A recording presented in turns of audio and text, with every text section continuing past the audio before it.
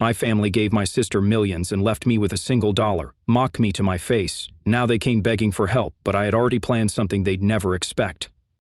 It all started on the day of my grandfather's will reading. We gathered at the law office, my mother, my father, my sister Jessica, and me. My brother Ryan didn't even bother to come since he cared more about his business on the California coast than any family drama. I wasn't expecting much, but at least something symbolic. My grandfather had money, not the kind that put him in magazines for the wealthy, but enough so that none of his children or grandchildren would ever have to worry about money, except for me, apparently.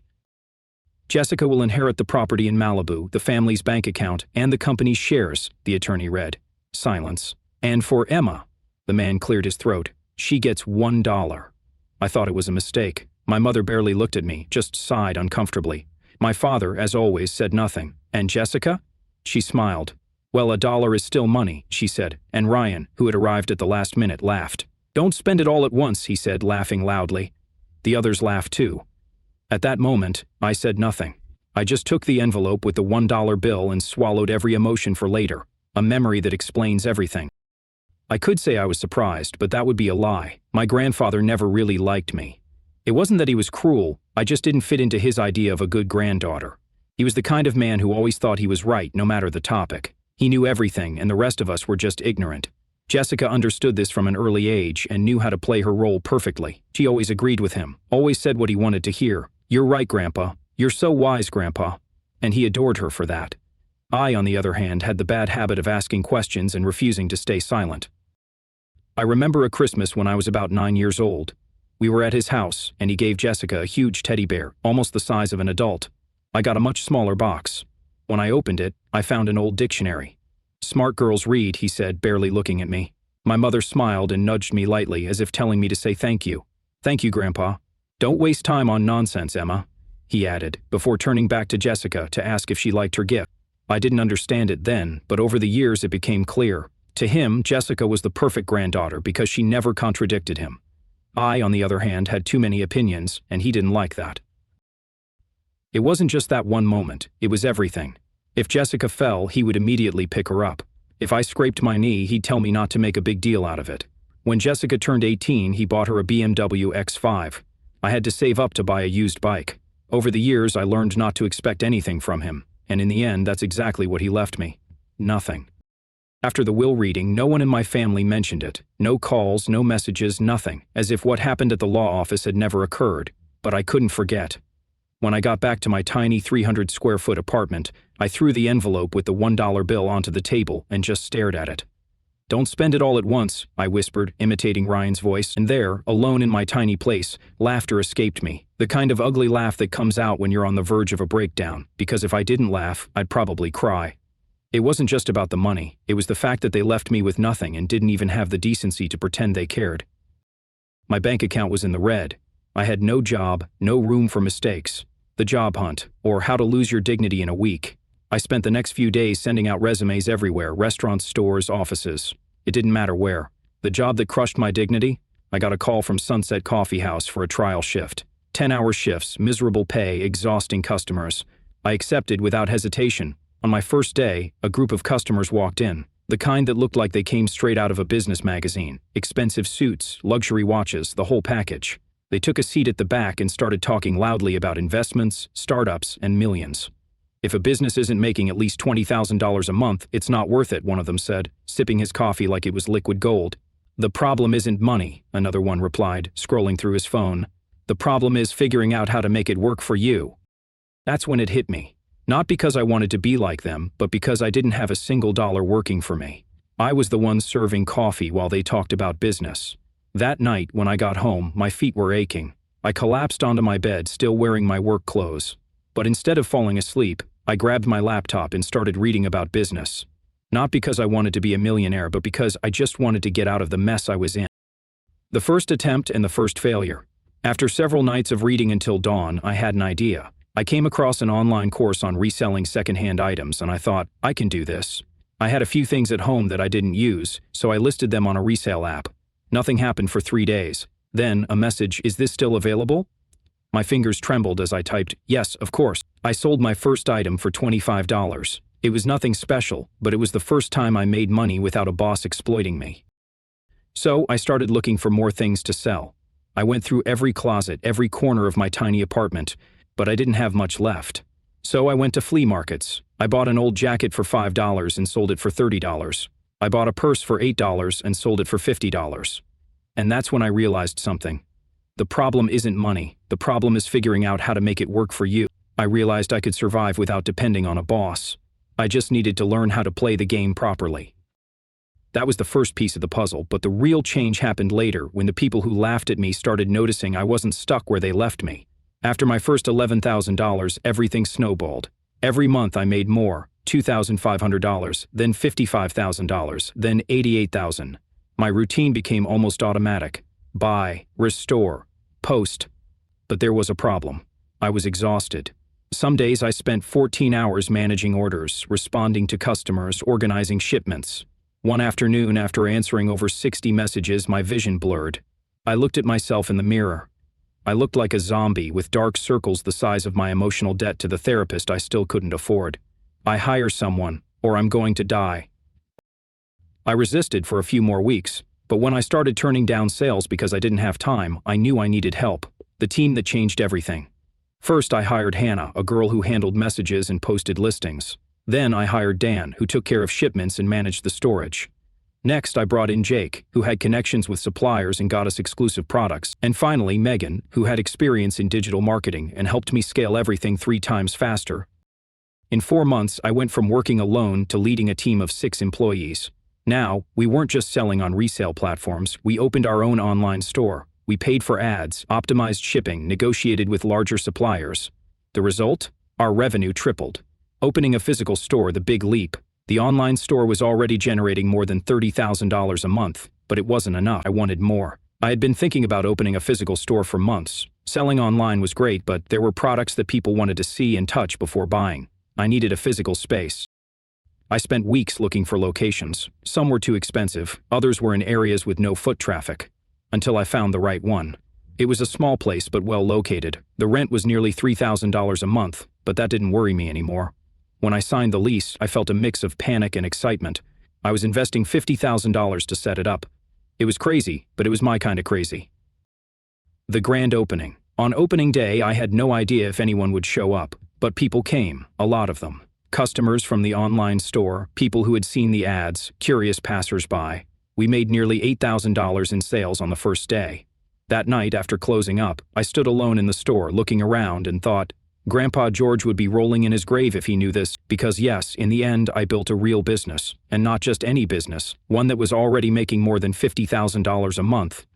The family started smelling the money. I hadn't spoken to my family in almost a year after the will reading.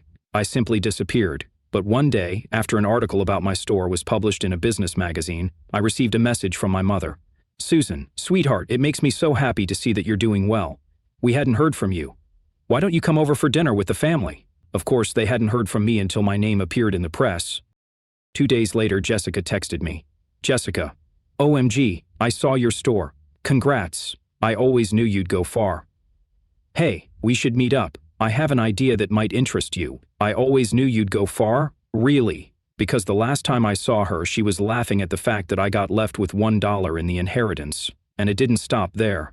The following week, my father called. Richard, sweetheart, we've been thinking. Your business is growing and well, families should always support each other.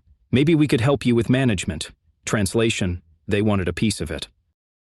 The next day, another message from Ryan. Ryan, hey Em, how's everything? I have a friend who might be interested in investing in your business. You should think about it. We're family after all. Oh right, we're family. A few days later, my mother showed up at the store unannounced. Emma. Her voice sounded fake, too enthusiastic. I'm so happy to see you. What do you want, Mom? I asked bluntly. She acted offended. How can you say that? I just came to see how you're doing and to tell you that I've been thinking maybe it's time for you to come back to the family. Come back to the family, I repeated, after you all left me with just $1. Oh, sweetheart, don't see it that way, she sighed. Your grandfather had his way of doing things, but what matters is that we can start fresh now. Starting over? Yes, look, Jessica and Ryan talked to a financial advisor, and they think the best thing would be to divide the business among the 4 of us. The 4 of us? Well, yes, it's just that we helped you get here. I laughed in her face. You helped me. She clearly wasn't expecting me to say that. Mom, when I was washing dishes at a coffee shop just to survive, where were you? When you all laughed in my face over the will, who helped me? She had no answer. I'm sorry, but this business is mine. She fell silent, then pressed her lips together and said the line I had been waiting for. You've become so selfish. I crossed my arms. I'm not selfish, I'm just not stupid anymore. It wasn't enough that they laughed at me when I was left with just $1. It wasn't enough that they ignored me when I was scrubbing dishes for minimum wage. No, now that my business was making more than $50,000 a month, suddenly we were family again, and of course, they thought they were entitled to a share. The first attack, emotional manipulation. After my mother's little visit to the store, I thought they'd drop the subject, but no. Ryan, Emma, think about it. It doesn't make sense for you to handle everything alone. We're your siblings. We've always been a team. Always. The last time we were a team was when I was 10 years old and he forced me to give him my savings so he could buy a video game. Susan, sweetheart, I don't want you to think we're pressuring you, but family should support each other. You can't be so resentful. Your grandfather hurt you, but we didn't. Didn't they? They were the ones who laughed in my face at the will reading. They were the ones who did nothing when Jessica took everything. Jessica. Can we talk in person? I don't want you to misunderstand our intention. Their intentions were crystal clear. They wanted me to disappear, just like they did when I had nothing. But they weren't going to take no for an answer. The second attempt, the family business trap.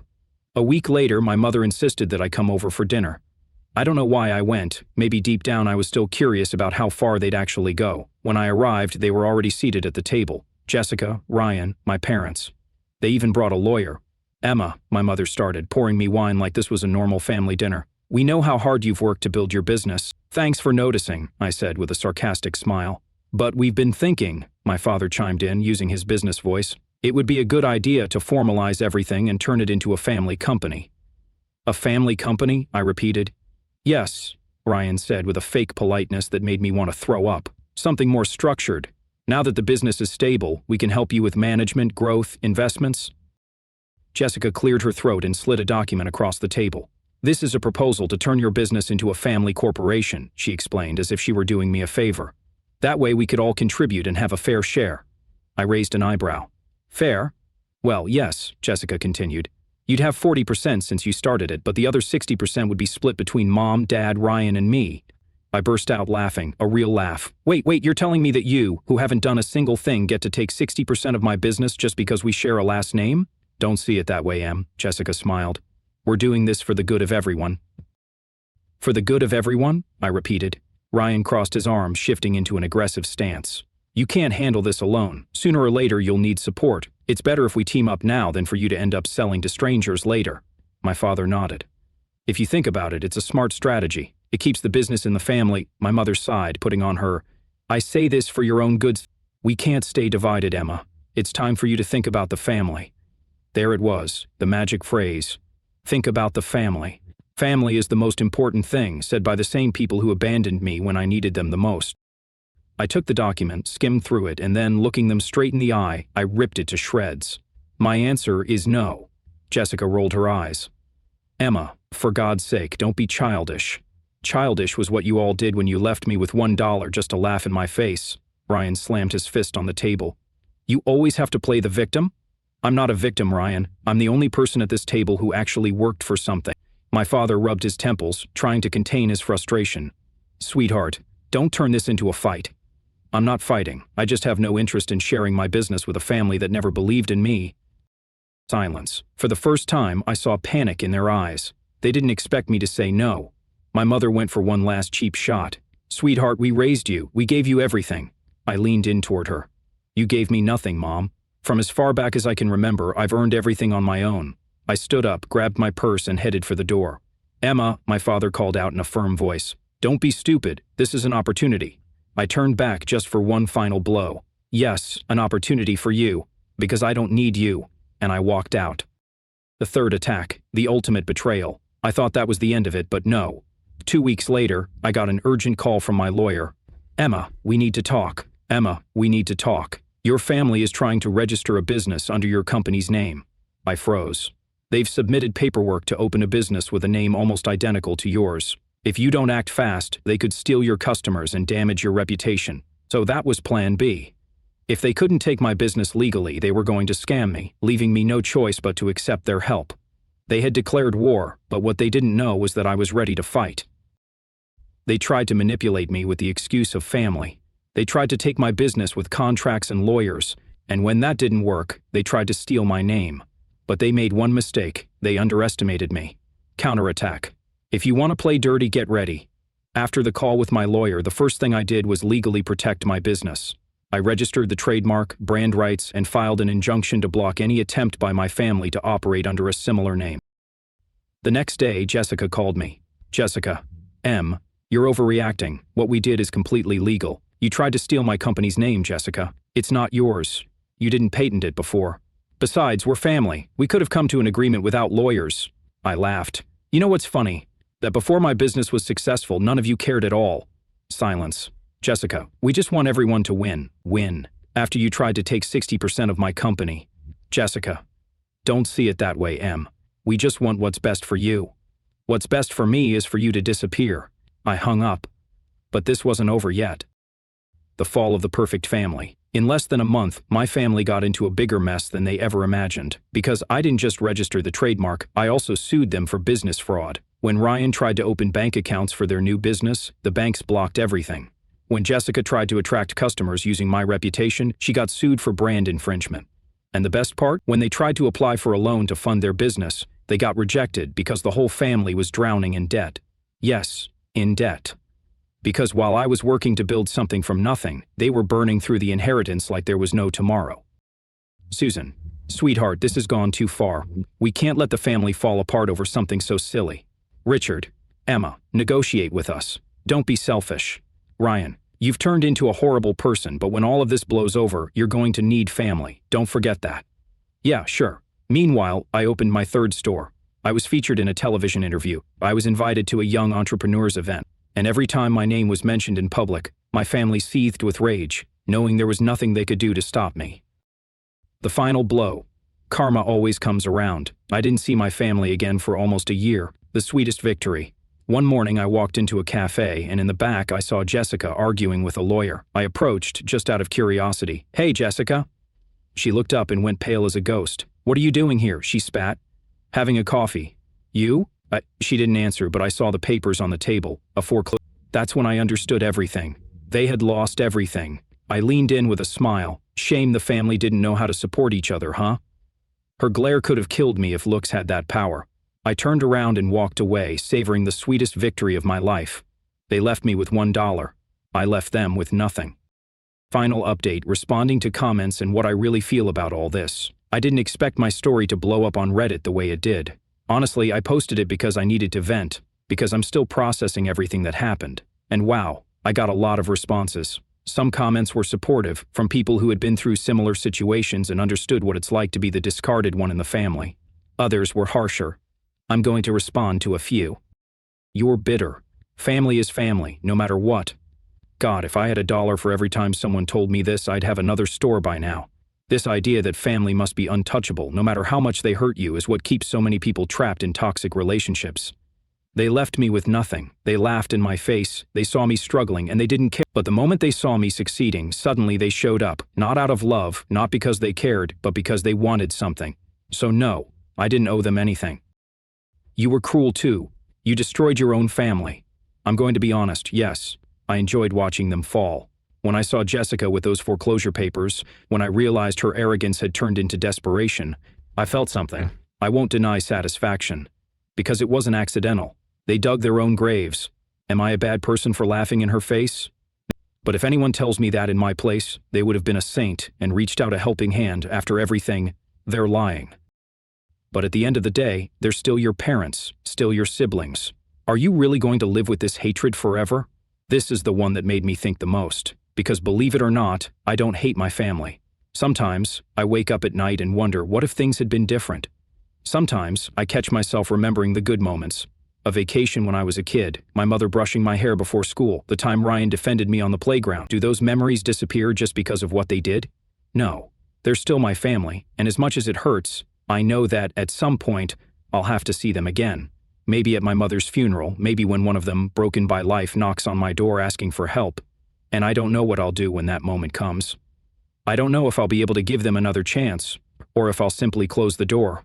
I don't know if I'll ever be able to sit down to eat with them without feeling anger for everything they did to me. The only thing I do know is that for the first time in my life, the decision will be mine, and that, at least, gives me peace.